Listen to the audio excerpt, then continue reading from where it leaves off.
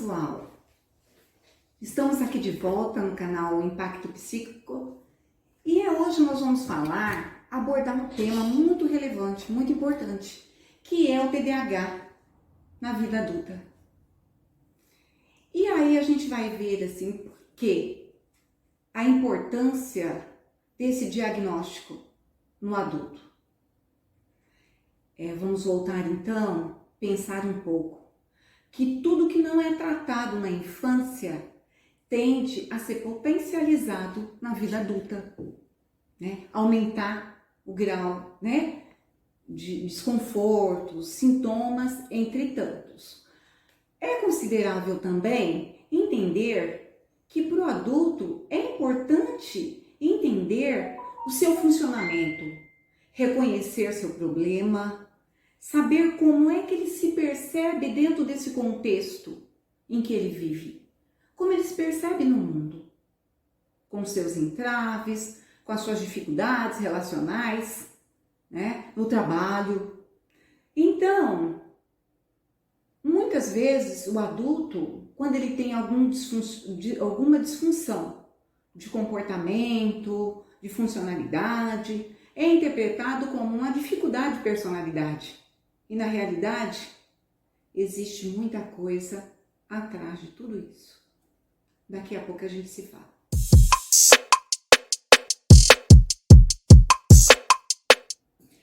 Então vamos entender o que é o TDAH. O TDAH é um transtorno de déficit de atenção e hiperatividade. E as causas do TDAH envolvem, né, o biológico, certo? Como também fatores ambientais, porque ele está dentro do contexto multifatorial. São diversas situações, fatores que são determinantes na situação do TDAH. Então, o que acontece com o indivíduo? Ele sofre a partir dos sintomas que ele vive, né? De todo esse desconforto produzido pelo TDAH. E assim vamos considerar, né, que o TDAH, qual é o comprometimento, né? Como afeta a vida adulta? Dentro do relacionamento, ele afeta toda a dinâmica, porque uma vez, né, a pessoa hiperativa, impulsiva, ela é imediatista. E aí, o que pode propiciar é gerar conflitos dentro da sua casa, né? Nas relações familiares, como na relação, vamos dizer assim, amizade amorosa, o trabalho. É difícil conviver com o TDAH, gerando assim, porque ele gera os conflitos nas relações, porque o TDAH sempre acaba cobrando mais do outro, nesse desassossego.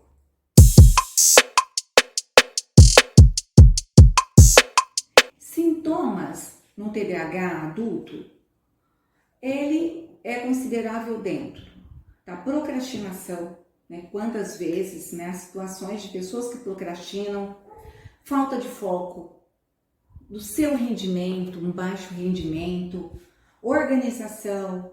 Então, o que estiver dentro desse contexto, a pessoa, ela vai observando a sua funcionalidade, analisando, né? Esquecimento de situações, de compromissos importantes, alterações de humor, esperar a vez, né? Às vezes a pessoa atropela o outro na hora da comunicação, tende a se colocar na fala do outro, finalizando antes que o outro finalize a fala. A instabilidade relacional, digo, de que engata um relacionamento atrás do outro e assim por diante, se manter também no emprego, essa instabilidade, parece que não consegue se manter um passarinho fora do ninho, né? Em todo lugar, em todas as vertentes de sua vida, em todos os setores, vamos dizer assim, da sua vida. Então, tudo isso é importante que a pessoa saiba a seu respeito. Mas e como, Lídia, eu posso estar fazendo uma melhor avaliação? Eu posso estar procurando um neuropsicólogo, ou psicólogo e um psiquiatra, porque em alguns casos é importante também o medicamento, né? O uso de medicação. A terapia não pode faltar, e a mais indicada é a TCC, que é a comportamental. Ela vai trabalhar com esses comportamentos disfuncionais, né? Auxiliando a desenvolver outros padrões de comportamentos e encontrando estratégias de enfrentamentos para essa situação da funcionalidade, né? E também trabalhar dentro desses comportamentos, vamos dizer, disfuncionais.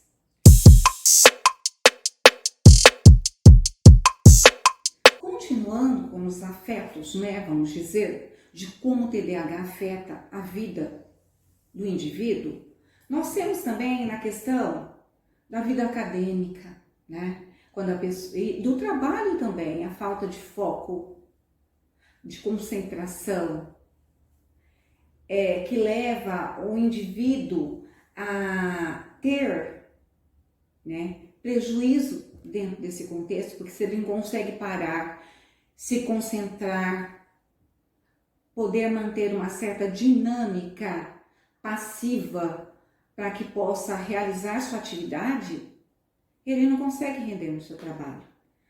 E o que mais atrapalha é a falta de foco, porque ele não consegue concentrar diante de uma tarefa a ser realizada, como também dentro das atividades acadêmicas.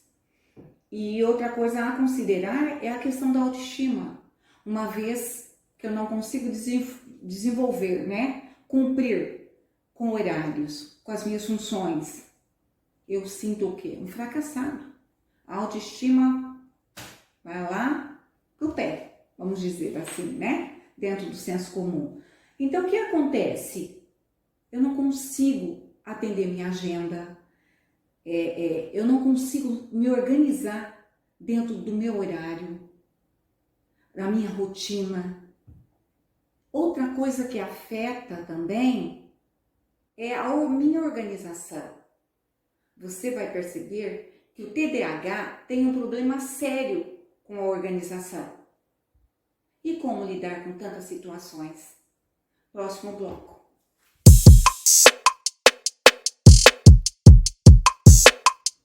Uma dica importante para o TDAH é que dentro da sua organização, vamos dizer, desorganização, é importante ter alguns hábitos. Então, se você manter um planner, né, de rotina, com os horários de organização da sua rotina, ajuda muito dentro desse processo seu de funcionamento.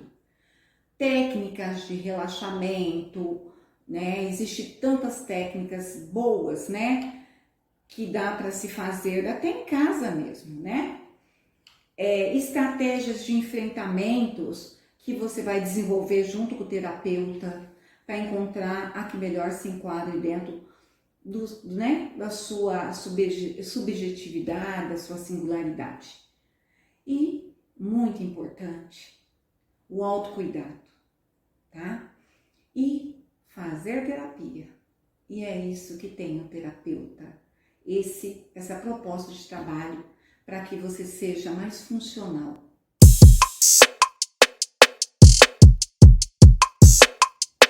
Vamos considerar também um ponto muito importante, né? Que, considerando que os indivíduos com TDAH, ele tem maior probabilidade, vamos dizer assim, de fazer uso de substâncias, tá? Lícitas ou ilícitas, né? Como forma de uma compensação, de uma automedicação para poder diminuir os sintomas. E isso amenizar os sintomas do TDAH. Então, tudo isso é importante que a pessoa saiba que ele está propenso, se não cuidar, né, dos seus sintomas, se não ter esse autocuidado, esse autoconhecimento da sua funcionalidade. Na realidade, na infância, o que é mais visível dentro do TDAH é a questão da hiperatividade, da impulsividade, né?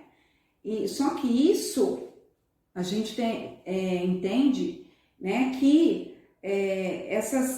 no adulto, como que vai se manifestar?